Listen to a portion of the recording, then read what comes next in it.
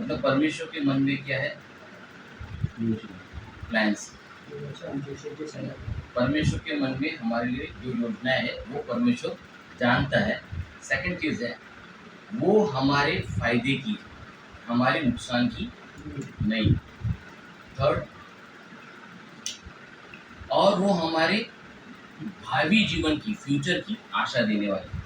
मतलब परमेश्वर के मन में हमारे लिए योजना है, परमेश्वर के मन में हमारे लिए भाग्य नहीं है। हमारा परमेश्वर प्लान का परमेश्वर है, योजनाओं का परमेश्वर है। हमारा परमेश्वर एस्ट्रोलॉजर नहीं है, हमारा परमेश्वर भाग्य का परमेश्वर नहीं है। और जब हमारा परमेश्वर भाग्य का परमेश्वर ही नहीं है,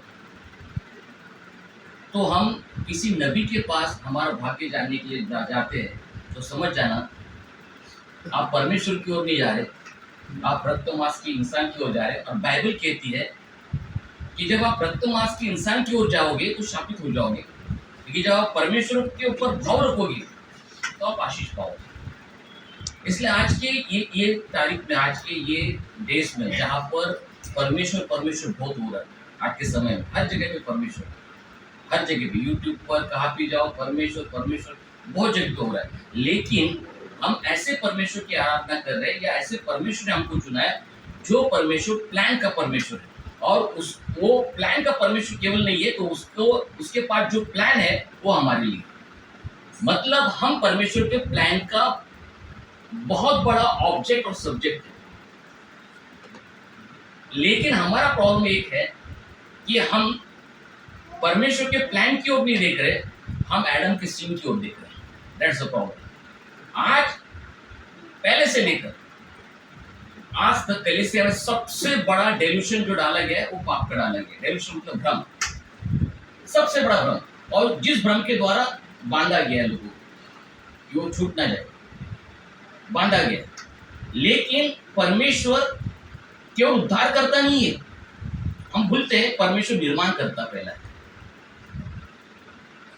परमेश्वर निर्माण करता, तो परमेश्वर ने हमको क्यों निर्माण किया है, तो हम लोग देखते हैं उत्पत्ति के पहले अध्याय 26, 27, 28 वचनों में बहुत स्पष्ट लिखा है कि परमेश्वर ने इच्छा रखी और कहा चलो आओ हम इंसान को निर्माण करें जो अपने स्वरूप का और अपने से सदृश हो, और जो पृथ्वी पर क्या करे, राज्य करे। मतलब परमेश्वर का प्लान है इंसान के लिए कि वो पृथ्वी के ऊपर राज्य करे। राज्य करना मतलब एक दूसरे के ऊपर राज्य नहीं करना, मतलब पृथ्वी के ऊपर वो अपना काम, जो जिस काम के लिए उसको रखा गया वो काम पूरा करे, और पृथ्वी उसके अंडर में रहे। पृथ्वी और पृथ्वी का एटमॉस्फेयर उसके कंट्रोल में रहे। ये परमेश्वर का प्लान आपके लिए, मेरे लिए और सारे इंसानों के लिए। इसका मीनिंग है कि परमेश्वर के मन की योजना मेरे लिए सबसे पहले इंपॉर्टेंट होना चाहिए, नॉट एडम सीन।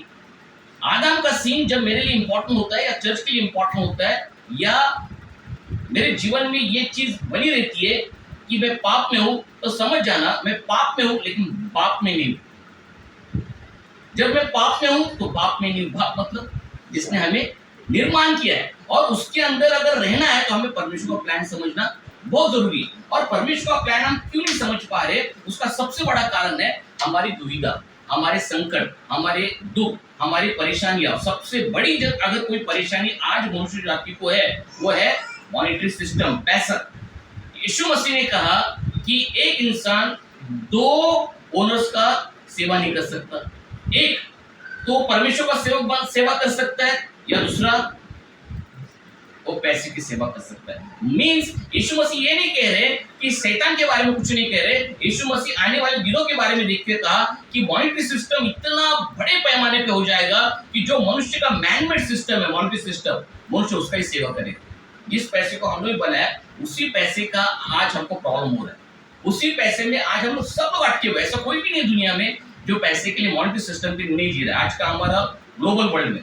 बट ऐसे दिनों में हमें समझना है, जब एक देश दूसरे देश से लड़ रहा है, जब हमारा देश पावरफुल होने का कोशिश कर रहा है, तब हमको बाइबल का ओल्ड टेस्टामेंट दिया है, जिससे हमें समझ के लेना है। बाइबल का एक ओल्ड टेस्टामेंट में यही सेम चीजें चल रही थी कि एक देश दूसरे देश के ऊपर कब्जा कर रहा था, खुद को पावरफुल सिद्ध करने के लिए। वो खुद हम लोग कितने सुपर पावर है ये सिद्ध करने के लिए वो कंपटीशन में था। ऐसा एक किस्सा हम लोग देखते सेकंड किंग्स का 5th चैप्टर में हमको देखने मिलेगा कि आराम का किंग का एक अच्छा सेवक था नामान, वो बहुत ही शूरवीर था, और उसने इजराइल के ऊपर क्या किया, हमला किया, और परमेश्वर ने इजराइल को उसके हाथों में दे दिया, और उसने इजराइल के बहुत सारे लोगों को उठाकर कैप्टिव कर दिया, मतलब बंदीवान बना दिया, और उसमें उसने एक बच्ची को लेके आया जो बॉन्डेज में थी, मतलब गुलामी उठा के लेके आया, उसके माँ बाप से दूर, उसके देश से दूर, उसके परमेश्वर के लैंड से दूर, उसके परमेश्वर के नबियों से दूर, और उसके राजा से दूर, एक अलग सिटी में, एक अलग जमीन पर, एक अलग भाषा बोलने वाले लोगों के पास वो उसको लेके आए, और लेके आने के बाद उसने उसको महल में काम के लिए रख दिया।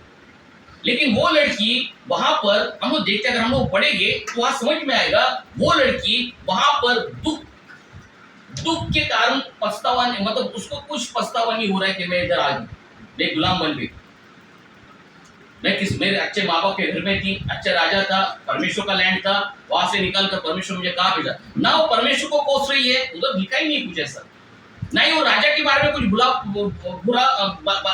बुरा कह रही है कि राजा ही बरोबर नहीं, राजा बदलना चाहिए, गवर्नमेंट बरोबर नहीं, गवर्नमेंट कुछ नहीं कह रही, वो किसी को कोस नहीं रही, ना वो अपने माँ बाप को कोस रही है, किसी को कोस नहीं रही।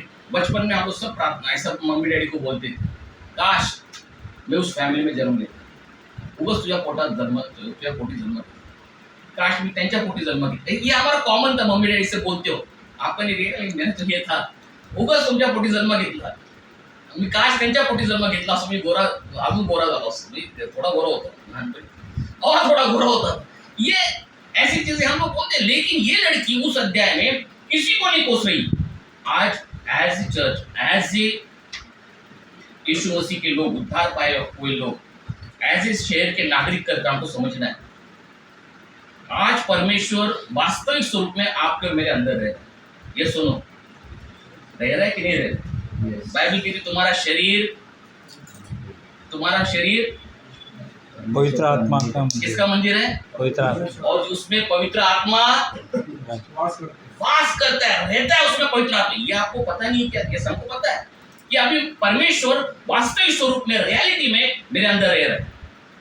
आज मैं ऐसे दौर में हूं जहां परमेश्वर ऊपर है कि नीचे, ये ढूंढने की जरूरत नहीं है, परमेश्वर मेरे साथ है। और पर यीशु मसीह कितने बार कहा, हाँ मैं तुझे बरोबर है, डरो मत, मैं तुम्हारे साथ हूं। तो वास्तविक स्वरूप में परमेश्वर आज मेरे साथ रह रहा है। आज मैं पवित्र हूं क्या नहीं, आज मैं अच्छा हूं क्या नहीं, आज मैं पैसे वाला हूं क्या नहीं, आज मेरे सपने पूरे हो रहे क्या नहीं, आज मेरा बिजनेस होगा क्या नहीं, मुझे प्रमोशन मिला क्या नहीं, ये क्वेश्चन में मैं हूं नहीं। आज मेरे साथ परमेश्वर है, परमेश्वर मेरे अंदर रह रहा है, पवित्र आत्मा मेरे अंदर रह रहा है। लेकिन वो लड़की के अंदर पवित्र आत्मा नहीं रहता, वो उस समय की लड़की नहीं जिस समय में आज हम लोग, वो ना किसी को कोस रही है, ना किसी को किसी तरह का कंप्लीट नहीं, लेकिन वो लड़की वहां पे कुछ तो भी कर रही है, वो अपॉर्चुनिटी को ढूंढ रही है। किसको ढूंढ रही है? अपॉर्चुनिटी। कब मुझे मेरे परमेश्वर की महिमा करने का मौका मिले। आज आप अपने शहरों में क्या ढूंढ रहे हैं? आज आप अपने कलीसियाओं में क्या ढूंढ रहे हैं? आज आप अपने घरों में क्या ढूंढ रहे हो? ये बहुत इंपॉर्टेंट है। यीशु मसीह ने कहा मत्ती के 7:21 वचन में, लास्ट दिनों में बहुत लोग मेरे पास आएंगे, मैं क्या पागल नहीं हूं, और मुझे आके कहेंगे, प्रभु प्रभु तेरे नाम से हमने भूत निकाले, प्रभु प्रभु तेरे नाम से हमने संदेश दिए, प्रभु प्रभु हमने तेरे नाम से आश्चर्य कर्म किए। लेकिन मैं उनको कहूंगा, हे दुष्टों, मैं तुम्हें नहीं पहचानता, मुझसे दूर हो जाओ, मैं तुमको पहचानता ही नहीं हूं। आज हम ऐसे दौर में, हम अपनी किस्मत आजमाने के लिए किसके पीछे भाग रहे हैं? जब परमेश्वर मेरे अंदर। लोनावाला में एक बार मेरा वाइफ गया था, और मेरा बैड डेज में, worst days of my life. Worst days किसको कहा जाता है? जब आपके पैर की जमीन निकल जाती है, आपका अस्तित्व खत्म होता है, उसको लाइफ का वर्स्ट दिन कहते हैं। बीमारी बुरा दिन नहीं है, बीमारी से इंसान ठीक हो सकता है, लेकिन जिसका अस्तित्व खराब हो जाता है, मिट जाता है, वो उसका लाइफ का वर्स्ट दिन है। तो मेरा वाइफ ने हमको एक होटल का ये लगा था, उधर बुलाया, तो आपको कुछ बड़ा गिफ्ट मिलेगा, तो हम लोग उधर गए।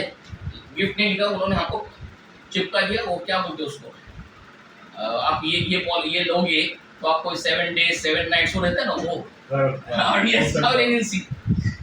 तो हम लोग वहां से निकल गए। बोले ये क्या है यार, हम लोग आए थे किस लिए, ये तो हमसे पैसा मांग रहे हैं, हम तो गिफ्ट के लिए आए थे, हम तो सोचे थे चलो परमिशन ने कुछ तो भी खोल दिया अपने लिए, ये तो अलग ही बात है। तो जाते मेरे वाइफ ने कहा चलो उधर जाके आते, तो हम लोग अंदर गए तो एक इंसान बहुत साफ सुथरे कपड़े पहन के व्हाइट कलर के टोपी पहनकर ऐसा वो कुछ टेबल लगाकर वहां पे भाग्य दिख रहा। तो मेरी वाइफ क्या बोली थी, अरे तुम्हारा बहुत डाउनफॉल कर दी एकदम बार एक बार हम लोग देखते क्या है तुम्हारी लाइफ में, एक बार आओ। तो एक सेकंड के लिए बोला यार एक बात जरूर है, इंसान हर चीज को आजमाना चाहता है, जो खुदा ने नहीं कहा वो इंसान करता है, इसलिए उसको इंसान कहा जाता है। खुदा ने कहा फल मत खा, पुरुष कह रहे हैं शादी मत करो, मेरे सर हो पुरुष कह यार। मैंने थोड़ा झट से आया उसको देखने के बाद, अरे एक बार जाके देख, ऐसा किया नो नहीं, अच्छा एक बार वो वाक्य हो गया और एक बार वाक्य हो गया। मेरे भाई बोल अभी तो देखो हाथ, सब लोग देख रहे हैं, अच्छे लोग देख रहे हैं, देखो तुम्हारा नो आई विल नॉट सी, इससे बुरा होगा तो भी चलेगा, क्योंकि मैं एक चीज जानता हूं, मेरा परमेश्वर एस्ट्रोलॉजर नहीं है, किसी के हाथ में मेरा भाग्य नहीं है, मेरा लाइफ का प्लान, आपके लाइफ का प्लान परमेश्वर के मन में। शायद हम लोग बदल जाएंगे लेकिन परमेश्वर नहीं बदलेगा। क्या परमेश्वर बदलेगा? उस लड़की के पास कुछ भी नहीं था, लेकिन एक चीज उसके पास थी और वो था मौका ढूंढना। शायद आपके पास आज कुछ भी नहीं है, लेकिन एक चीज आपके पास होने दो, मौका ढूंढो। और उसने क्या मौका ढूंढ लिया, जब उसको पता चला कि नामान की बीमारी का कोई इलाज नहीं है, तो वो कुड़कुड़ाने लगी, बोलने लगी लोगों को, काश मेरे स्वामी की भेंट इजराइल के प्रॉफिट से हो जाए। अरे बाबा तू गुलाम है, तू माँ बाप से उठा के लेके आए, तेरा खुद का कुछ अस्तित्व नहीं है, तो अभी यहाँ से छूटने का सोच, दूसरे को बचाने का मत सोच। यही प्रॉब्लम है जो आज इस प्रॉब्लम है। हमारा प्रॉब्लम ये नहीं कि शैतान हमारे पीछे, प्रॉब्लम ये नहीं कि परमेश्वर हमारा नहीं सुन रहा है, प्रॉब्लम ये है कि हम तो खुद सोल्यूशन नहीं ढूंढ पा रहे। वो लड़की कह रही और चुप नहीं बैठ रही, जिसको भी अरे काश मेरे स्वामी की भेंट इजराइल के प्रॉफिट से हो जाए। ये बात महाराज तक गई, आराम के राजा तक गई, और उसने बुला लिया नामान एक काम कर, तो इजराइल के प्रॉफिट को जाके मिला। और बाद में आपको स्टोरी मालूम है, उसको जो लेपर था, बीमारी थी उसकी, लेप्रोसी की, वो बीमारी ठीक हो जाती। वो बीमारी ठीक तो अलीशा ने की, लेकिन ठीक करने किसने भेजा था? एक छोटा लड़की। परमेश्वर यिर्मयाह को ये जो मैसेज दे रहा है, तब इजराइल 70 साल के बॉन्डेज में था, गुलामगिरी में था, दूसरे देश में। और तब परमेश्वर उनको कह रहा है कि मेरे मन में तुम्हारे लिए क्या है। तो अभी तुम खुशी से बोलो कि परमेश्वर के मन में मेरे लिए अच्छा प्लान है। थोड़ा आनंद से बोलो, मतलब परमेश्वर मिरेकल करेगा। तो आनंद से बोलो, परमेश्वर के मन में मेरे लिए अच्छा प्लान है। परमेश्वर के मन में मेरे लिए अच्छा प्लान है, फायदे का है। थोड़ा एक किसी प्रिंसिपल के ऊपर बन के रहो, यहाँ वहाँ हम लोग कोई भी यहाँ वहाँ हाथ मारना बंद करो। मैं जस्ट पिछले वीक में गॉड टीम में से बात किया, अभी घूमना बंद कर, आई विल डोंट वरी, मैं करूँगा। तो इतना अभी तू बहुत ज़्यादा इधर हाथ मत, I will do it, you just do hard work, I will do it. तू जस्ट हार्ड वर्क कर, मैं करूँगा, बाकी कुछ मत कर। बाकी तू अभी क्या कुछ कहाँ से उठाएगा, don't do it, I will do it. परमेश्वर के मन में आपके लिए योजना है, और वो योजना परमेश्वर जानता है, वो आपके भलाई की है, आपके नुकसान की नहीं है, और आपके फ्यूचर की आशा देने वाली है। और तब लिखा है, तब जाकर जब तुम प्रार्थना करोगे, परमेश्वर तुम्हारी प्रार्थनाओं को सुनेगा। मेरे प्यारे लोग, हम प्रॉब्लम में है ये इंपॉर्टेंट नहीं है, हम आज परमेश्वर के उपस्थिति में है ये इंपॉर्टेंट है। और हमने मौका ढूंढना चाहिए कि हमारे शहर में क्या है, हमारे दोस्त के लाइफ में क्या चाहिए, हमारे सिटीज का क्या हाल है। आज हम लोगों ने वो मौका ढूंढना चाहिए। परमेश्वर उसके लिए कान लगा कर बैठा है हमारी प्रार्थना सुनने के लिए। अगर परमेश्वर ने आपको आज पूछा what's is the biggest problem of your city, क्या बताओगे? What is the biggest problem of your city? हम लोगों ने राम बाबू को क्वेश्चन रखा था यहाँ पे, आप काफी सब लोग गए। वहां पे एक लड़का ने हमको ये भेजा था कार्ड, रिक्वेस्ट कार्ड। अच्छा, रिक्वेस्ट कार्ड का खर्चा था, एक कार्ड का 1 रुपया का। उसने लिखा था, हे पिता परमेश्वर, तू मेरे खड़ूस मामा का मुंह बंद कर दे। और वो कार्ड गलती से मेरे पास आ गया, और वो जो लड़का था उसके पास मैं बाल काटने जाता था।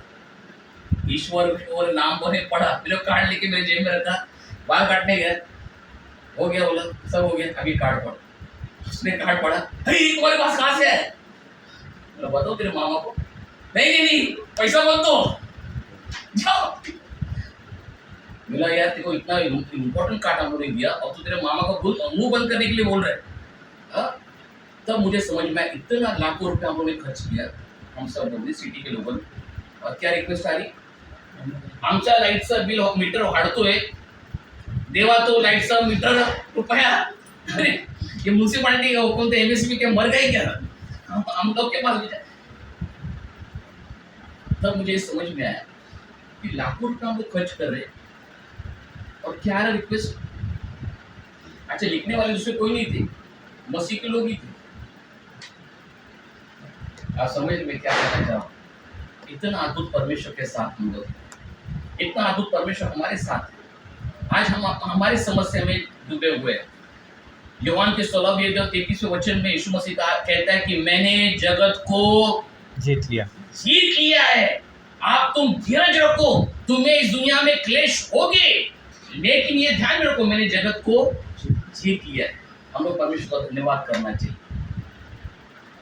आज उसी तरह हम लोग, उस लड़की को मौका मिला, आज हम लोग ने वो मौका ढूंढना चाहिए। ऐसे कौन सी चीज है जिसके लिए मैं परमेश्वर के लिए, तो परमेश्वर को कहूँ, परमेश्वर यहाँ पे ध्यान दे, यहाँ पर तो ध्यान दे। क्या आप ऐसी प्रार्थना अपने शहर के लिए करना चाहोगे? आपके शहर को प्रॉफिट की जरूरत नहीं है, किसी बड़े प्रॉफिट की जरूरत नहीं है। आपके शहर को दबे हुए इंसान की जरूरत है, बहुत से दबे हुए इंसान, और वो सब हम लोग हैं। और एक ऐसे इंसान की जरूरत है जो बोझ पे दबा होते रहते समय भी वो परमेश्वर को बोल सकता है, खुदा मेरे इस एरिया को बदल, मेरे शहर को बदल। क्या आप तैयार हो? यस और नो? आपको क्या लगता है, वो लड़की गुलाम रही रहेगी क्या? ये होने के बाद नामान ठीक हो गया, वो लड़की को क्या मिला रहेगा? आपको क्या लगता है? क्या मिला रहेगा?